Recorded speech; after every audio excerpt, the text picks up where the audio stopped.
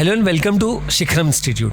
My name is Anshul Jain and I'll be teaching you the next topic that is about consumer protection. सबसे पहली चीज़ consumer क्या होता है वो भी हम समझेंगे. कंज्यूमर प्रोटेक्शन मतलब कंज्यूमर को प्रोटेक्ट करना. प्रोटेक्ट मतलब किससे? क्योंकि मार्केट है और इसके लिए ऑलरेडी क्या बना रखा है, एक एक्ट बना रखा है, कानून बना रखा है by the name of consumer protection act 1986. जिसका मतलब अगर मार्केट में कोई भी ऐसा व्यापारी है, बिजनेसमैन है, ऑर्गेनाइजेशन है, कंपनी है जो गलत तरीके से काम कर रही है या जितना स्टैंडर्ड वो बता रही है वैसा नहीं है, तो अपने पास भी एज ए कंज्यूमर अपने पास ये अधिकार है कि आप क्या कर सकते हो. जो भी रिड्रेसल मैकेनिज्म होता है, district forum, state commission, national commission, वहाँ पे अलग अलग जगह जाके आप आपकी बात रख सकते हो. तो सबसे पहले समझते हैं कंज्यूमर प्रोटेक्शन क्या होता है. So it refers to the act of providing adequate protection to consumer against the dishonest, जिन बताया ना कि ऐसे लोग जो सही ढंग से व्यापार नहीं कर रहे. Dishonest, exploitative. एक्सप्लॉइटेटिव में मतलब क्या कर रहे हैं, आपका एक्सप्लॉइटेशन कर रहे हैं. एक्सप्लॉइटेशन किस सेंस में हो सकता है कि जैसे फॉर एग्जांपल मान लीजिए कि आपको बोला कि 1 किलो शक्कर आपको वेट करके देना, बट उसमें एक्चुअल में 950 ग्राम से, तो आपका एक्सप्लॉइटेशन है ना, गलत हो रहा है. या फिर एक होता है MRP, that is maximum retail price. क्या उससे ज़्यादा चार्ज किया जा सकता है? अगर कोई उससे ज़्यादा चार्ज करता है तो वो भी एक तरीके से गलत काम कर रहा है, right. And unfair trade practices of manufacturer and service provider. Unfair trade practices मतलब अलग तरीके से कर सकते हैं, depends upon person to person, but वो सब गलत है. और किसी भी व्यक्ति के साथ अगर उससे रिलेटेड कुछ ऐसा होता है तो वो क्या कर सकता है, अलग अलग फोरम्स में जाके उसकी शिकायत कर सकता है. ठीक बात है. So that is known as consumer protection. एक बार आपस पूरी डेफिनेशन रीड करता हूँ. Meaning it refers to the act of providing adequate protection to consumer against the dishonest, exploitative and unfair trade practices followed by किसके द्वारा? Manufacturers and service providers. ठीक है. Then next, what are the ways and means of consumer protection. क्या क्या चीज़ें होती है इसके अंदर, उसको समझते हैं. सबसे पहला, इसके लिए क्या क्या चीज़ें अपन को जरूरी है करना. कंज्यूमर अवेयरनेस, ये सबसे बड़ी बात है.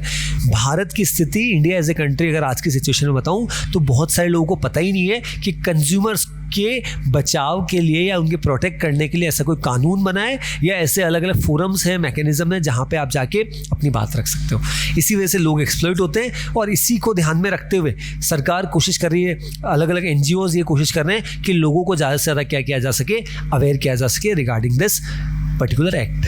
तो पहला क्या, कंज्यूमर अवेयरनेस. एंड अवेयर और रैशनल. रैशनल मतलब जो चीज़ों को समझदारी से करता हो कि यार ये सही डिसीजन होगा नहीं होगा. इरैशनल व्यक्ति तो बायस्ड होता है कुछ भी सोच के. तो एक rational consumer can raise voice for his rights and also his responsibility, कि उसके क्या अधिकार है, उसकी क्या रिस्पॉन्सिबिलिटी, उसके लिए वो अपनी आवाज़ उठा सकता है. दूसरा, कंज्यूमर ऑर्गेनाइजेशन. यहाँ पे एक और इंपॉर्टेंट रोल किसका आता है, अलग अलग NGOs का, कंज्यूमर ऑर्गेनाइजेशन का. वो क्या है? It provides education to consumers about their rights and providing protection to them.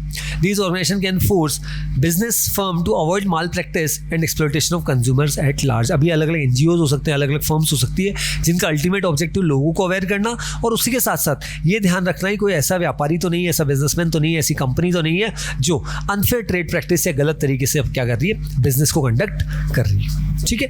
Then third, consumers day. इसी चीज़ को ध्यान में रखते हुए वर्ल्ड कंज्यूमर राइट्स डे 15 मार्च को मनाया जाता है, और भारत में भी कंज्यूमर्स को प्रोटेक्ट करने के लिए नेशनल कंज्यूमर डे 24 दिसंबर को सेलिब्रेट किया जाता है, ताकि लोग और ज़्यादा क्या हो, अवेयर हो.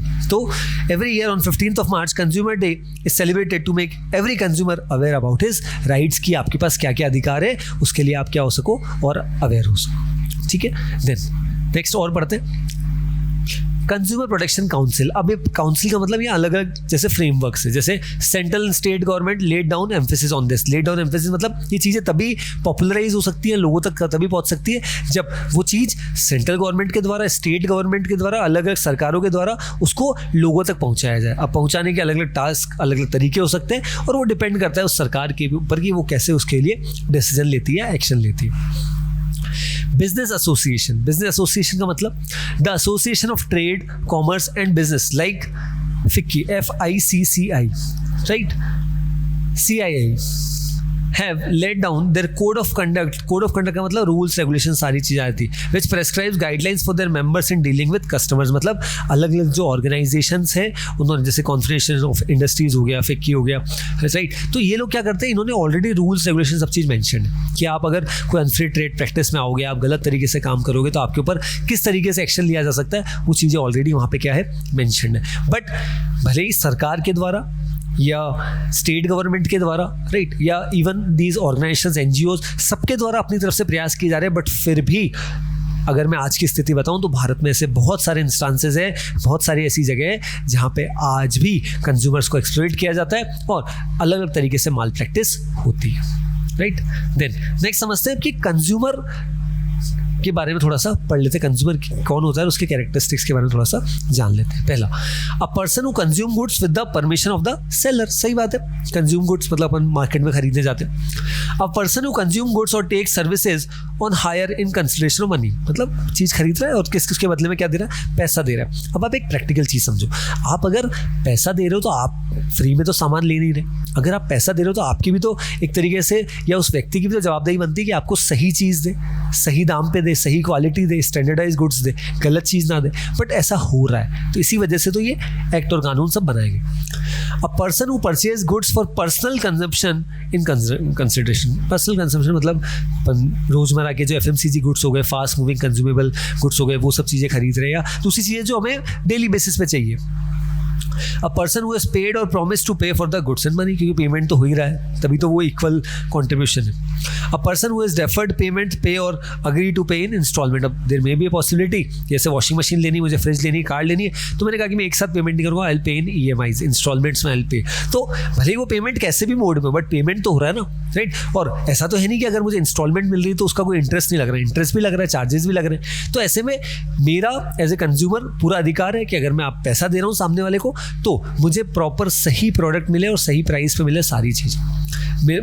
मेरे साथ किसी भी तरीके का एक्सप्लॉइटेशन नहीं होना चाहिए। Then next, rights of a consumer, जो मैंने बताया आपको कि जो अपने देश में कानून है, कंज्यूमर प्रोटेक्शन एक्ट 1986, जिसमें सारे राइट्स, रिस्पॉन्सिबिलिटी, सारी चीज़ें बता रखी है। और कोई भी व्यक्ति अगर अपने जो भी उसके साथ हुआ है उससे अग्रीव्ड है, या उसको लग रहा है कि मेरे साथ गलत हुआ है, तो वो क्या कर सकता है, वहाँ पे जाके अपनी बात को रख सकता है। देन अब क्या क्या राइट्स, क्या क्या, अब मैंने अभी तक अधिकारों की बात करी कि ये राइट्स होते हैं अपने पास, तो उसमें अगर अपन देखते हैं, sorry,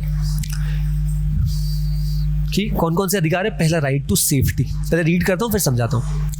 consumer has a right to be protected against goods and services which are dangerous to life and health. It is important for safe and secure life. Right to safety मतलब अगर आप कोई प्रोडक्ट यूज़ कर रहे हो तो उस पर ऑलरेडी अगर ऐसा है जो थोड़ा सा खतरनाक हो सकता है, तो वो सेफ्टी मेजर्स ऑलरेडी मेंशन हो। जैसे फॉर एग्जांपल अपन गैस की टंकी बुक कराते हैं, या गैस स्टोव हम खरीदते हैं, तो उसके लिए जो रूल्स है, या प्रेशर कुकर हम खरीदते हैं मार्केट से, तो उसको सब चीज़ें पहले मेंशन होनी चाहिए। नहीं है तो वो हजार्डस हो सकता है, खतरनाक हो सकता है, और इवन लाइफ थ्रेटनिंग भी हो सकता है, किसी की लाइफ को भी वो इम्पैक्ट कर सकता है। तो right to safety as a consumer हमारा पहला अधिकार क्या है कि कोई भी प्रोडक्ट अगर ऐसा है जैसे मेडिसिन है या कोई भी चीज़ ऐसी है जो थोड़ा सा डेडली हो सकती है, इसलिए तो एक्सपायरी डेट वगैरह सब चीज़ मेंशन होती है, तो वो सारी चीज़ क्या होनी चाहिए, उसमें लिखी होनी चाहिए। Right to be informed. Inform का मतलब जानकारी, जो आपने कभी कोई प्रोडक्ट खरीदा हो तो उसके पीछे जो जानकारी होती है, डिटेल्स होती है सारी की सारी, किसमें ये कंपोनेंट है, ये इंग्रेडिएंट है, ये इतना डला हुआ है, वो सारी चीज़ें मेंशन होती हैं। जैसे the consumer has the right to be informed about the quality quantity. देखो क्वालिटी की मतलब अच्छी क्वालिटी का प्रोडक्ट है, क्वांटिटी की कितने ग्राम, जैसे 10 रुपीज़ का आपने भले एक वेफर का पैकेट, चिप्स का पैकेट ही खरीदा, बट उसमें भी मेंशन होता है कि इतने ग्राम, इसमें इतनी क्वांटिटी है। Standard and price of the goods and intends to be purchased, he intends to purchase, it is the responsibility of the manufacturer and distributor to give complete information। सारी चीज़ें मेंशन होती है कि ये FSSAI से approved है, then इसका batch number क्या है, सारी साइज़ क्या क्या कंपोनेंट, सारी चीज़ें इसमें मेंशन करना जरूरी है। और अगर नहीं करते तो कहीं ना कहीं उन कंपनीज के ऊपर क्या लिया जा सकता है, एक्शन लिया जा सकता है। ठीक है, तो पहला हमने पढ़ा राइट टू सेफ्टी, और सेकेंड राइट क्या है, अधिकार एज ए कंज्यूमर हमारा right to be informed about the product, उसमें quality quantity everything is mentioned. Then next, right to choose. Right to choose का मतलब हमें अधिकार है कि हमें क्या चाहिए, कोई हमें बर्डन नहीं कर सकता कि आपको यही खरीदना पड़ेगा, यही अवेलेबल है, क्योंकि आज मार्केट बहुत कॉम्पिटिटिव है। अगर मार्केट कॉम्पिटिटिव है दैट मीन्स कॉम्पिटिशन की वजह से हमारे पास भी ये चांसेस है कि हम क्या कर सकते हैं, हम चूज कर सकते हैं। तो वही चीज़ यहाँ पे मेंशन है कि the consumer has the right to choose from a variety of goods and services, की जो चीज़ें उससे अवेलेबल है कि ये चीज़ें मिल रही, उसमें से वो चूज कर सकता है कि हाँ मैं ये खरीदना चाहता हूँ एट कॉम्पिटिटिव प्राइसेस। सही बात है, अब 10 रुपये का अगर मैं वेफर खरीदने जा रहा हूँ, मैं 4 ब्रांड है, तो जो मेरी इच्छा होगी वो मैं खरीदूंगा। This means the seller should not use aggressive selling techniques to sell their products to the consumer। देखो aggressive marketing technique, sales technique हो सकती है, but that doesn't mean कि आप बोल रहे हो ये 3 चिप्स तो खराब है, यही बढ़िया है, क्योंकि आपका मार्जिन ज़्यादा है एज ए सेलर। तो वैसा नहीं होना चाहिए कि और मी एज ए कंज्यूमर मेरा भी अधिकार है कि मैं सब चीज़ें जांच के परख के जो मुझे बेस्ट लगे, जो मेरा फाइनल डिसीजन मेकिंग अथॉरिटी किसकी होनी चाहिए, मेरी ही होनी चाहिए। राइट टू बी हर्ड, इसको पढ़ता हूँ।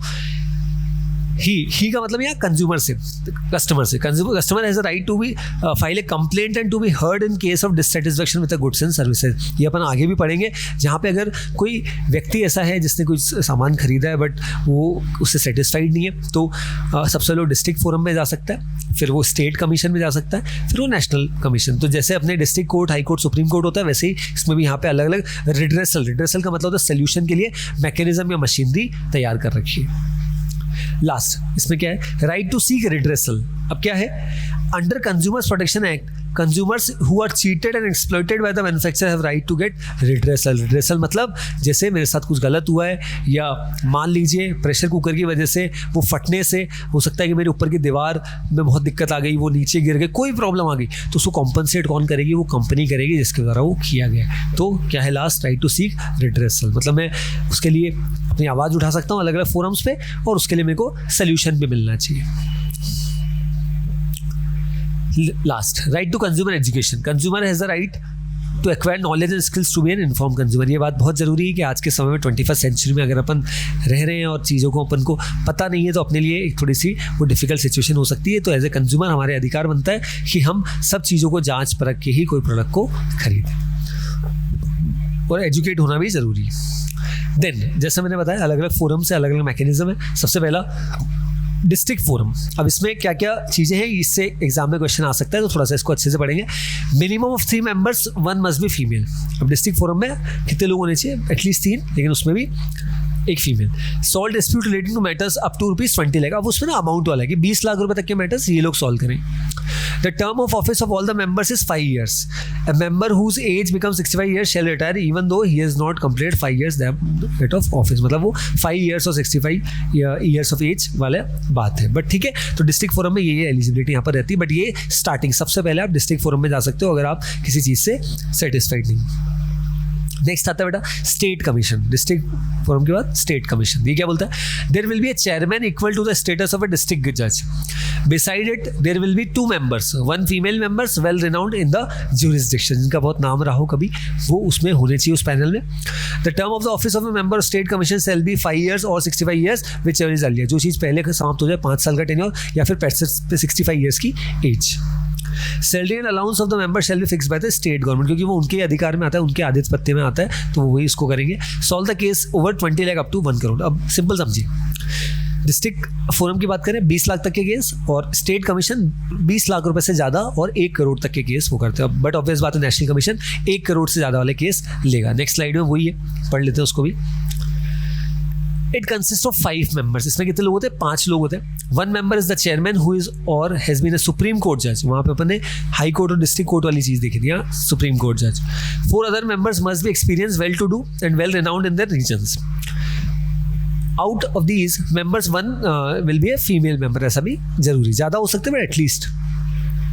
The term of office of all the members is 5 years। कितने साल का टेन्योर, 5 साल, लेकिन इसमें जो रिटायरमेंट वाली एज है 70 years है, विच एवर इज लेस। जहाँ उसमें 65 years था, इधर 70 years है। No member shall be reappointed. Reappointed मतलब एक बार 5 साल आपका टेन्योर खत्म हो गया, तो ऐसा नहीं कि आपको रीअपॉइंटमेंट 5 साल के लिए फिर से रीअपॉइंट किया जा सकता है, ऐसा नहीं हो सकता। And last, solve the case of more than ₹1 crore, जो हमने ऑलरेडी डिस्कस कर लिया था। Up to 20 lakh to 1 crore, up to 1 crore और मोर देन 1 करोड़ के लिए नेशनल कमीशन। तो ये 3 अलग अलग टीयर से आप किसी भी डिस्टेंस से एग्रीड है तो वहाँ जा सकते हैं अलग अलग फोरम्स में। चलिए नेक्स्ट, अब कंज्यूमर की क्या रिस्पॉन्सिबिलिटी बनती है। ठीक है, कंज्यूमर मतलब अब सरकार ने ये तो बोल दिया कि चलो अगर आप एग्रीड हो, आपको लग रहा है कि आपके साथ सही नहीं हुआ, तो आप एक्शन ले सकते हो। हमने रिड्रेसल मैकेनिज्म भी यहाँ पे बना दिया। बट एज ए कंज्यूमर हमारी क्या रिस्पॉन्सिबिलिटी होती है, पहला consumer should have knowledge about the market. Knowledge about the market. अब ऐसा नहीं कि आप खुद जानबूझ के चले गए बिना रिसर्च करने, आपको कोई चीज़ मिल गई गलत, तो उसमें थोड़ी सी आपकी भी गलती हो जाती है। तो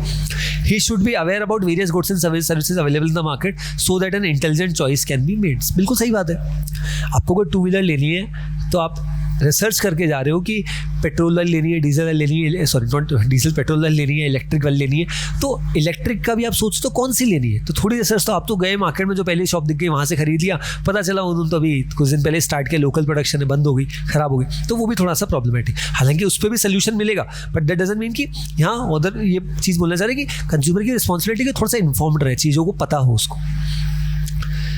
पहला, use the product safety. Consumer should learn about the risk associated with products और सर्विस। सही बात है बिल्कुल कि क्या क्या रिस्क एसोसिएटेड, जैसे इलेक्ट्रिक व्हीकल लेते हैं तो क्या रिस्क एसोसिएटेड हो सकती है कि बैटरी हीट ज़्यादा हो जाए तो जलने के चांस, हालांकि ऐसा होता कम है आजकल, बट अगर हो तो हमें क्या नेक्स्ट स्टेप लेना है वो सब चीज़ों से पता होनी चाहिए। Insist on cash memo. Cash memo का मतलब कि आपने कोई भी चीज़ खरीदी है तो उसका कैश मीमो मतलब पेमेंट करा तो उसका बिल लीजिए, ताकि एक आपके पास सबूत रहे। काफ़ी बार more than 50% of the cases में कंज्यूमर्स की हार इसीलिए हो जाती है कि उनका कोई वो वजूद ही नहीं है, क्योंकि वो बोलते हैं कि हमने खरीदा तो है बट हमने कुछ बोलो, क्योंकि सेलर तो सीधा बोलेगा आप दिखाओ हमको क्या प्रूफ है आपके पास, हम बोलेंगे प्रूफ तो कुछ है ही नहीं। तो he must ask for cash memo as it serves as a proof of purchase. Last, respect the environment. He must save the environment by avoiding waste and contribute to pollution. ये बात भी यहाँ पर मेंशन, ठीक है। Next, अब एक scheme के बारे में बता रखा है, कैसे पता चलता है। Eco mark scheme. अभी क्या होता है, ऐसा कुछ दिखता है ये eco mark scheme. This consumer oriented scheme ensures that the product carrying eco mark लेवल आर नॉट हार्मफुल और least harmful to the environment. मतलब वो एनवायरमेंट को बचाने के लिए, जो अपन लास्ट पॉइंट पढ़ा था ना कि ऐसे प्रोडक्ट क्या है एनवायरमेंट के लिए बहुत फ्रेंडली है और बढ़िया है during their manufacture, consumption and disposal. This scheme covers toilet soap, detergent, paints, packaging, material, food product etc. सारी चीज़ें उसमें मेंशन हो जाती है और ये कहीं ना कहीं एनवायरमेंट को बचाने के लिए एक अच्छी मुहिम, अच्छा इनिशिएटिव यहाँ पर लिया गया, ठीक है। That is known as eco mark scheme, जो आ सकता है एग्जाम में। देन अब यहाँ पे ये बात आती है, अब सारी चीज़ अपन समझ गए, कंज्यूमर कौन होता है, क्या क्या रिस्पॉन्सिबिलिटीज़ होती है, क्या क्या राइट्स होते हैं, किसके पास जा सकता है, district forum, state commission, national commission. अब इको मार्क भी हमने समझा। लास्ट यहाँ पे लीगल प्रोटेक्शन, मतलब अगर सब कुछ हो तो लीगली मतलब कानून, कौन कौन से कानून बने हुए जो हमें यहाँ पे एम्पावर करते बचाते हैं। पहला, इंडियन कॉन्ट्रैक्ट एक्ट 1872। कॉन्ट्रैक्ट का मतलब ही होगा अग्रीमेंट बिटवीन टू और मोर पार्टीज। तो क्या है, this act lays down the condition with the promise made by parties to contract will be binding on each other. Binding मतलब a contract can not be one side, it has to be two sided. एक व्यक्ति अगर कुछ आपको goods दे रहा है तो आप पैसा दे रहे हो, तो that is a two way ना। The sale of goods act, एक और एक्ट है सेल ऑफ गुड्स एक्ट 1930। ये क्या बोलता है, the act provides some safeguard and relief to the buyers of the goods in case the goods purchase does not comply with express और implied conditions और warranty. उसके लिए भी अपन इसको यूज़ करते हैं, सेल ऑफ गुड्स एक्ट, ये भी बना रखा है कानून 1930। एंड लास्ट है the prevention of food adulteration. Adulteration का मतलब हो गया बेटा मिक्सिंग, एक्ट 1954। ये क्या बोलता है, the act aims to check adulteration of food articles and ensure their purity so as to maintain public health. Adulteration मतलब कोई मिक्सिंग नहीं होनी चाहिए चीज़ें। अब देखते हैं त्यौहार के सीजन में हम देखते हैं कि घी है मिठाई में, तो काफ़ी बार गलत घी या डालडा घी, मिक्स वाला घी यूज़ किया जाता है, तो वो हेल्थ के लिए ख़राब है, क्योंकि आप पैसा शुद्ध चीज़ का यहाँ पे दे रहे हो और आपको गलत चीज़ यहाँ पे मिल रही है। तो उसके लिए भी ये एडल्ट्रेशन वाला कानून अपने देश में है। तो इसी के साथ ये जो हमारा चैप्टर है यहाँ पर कंप्लीट होता है। आई होप आपको इस पूरे वीडियो में काफ़ी सारी चीज़ें कंज्यूमर प्रोटेक्शन एक्ट से रिलेटेड यहाँ पर समझ आई होगी। And please do like and subscribe the channel. Thank you so much for watching the video.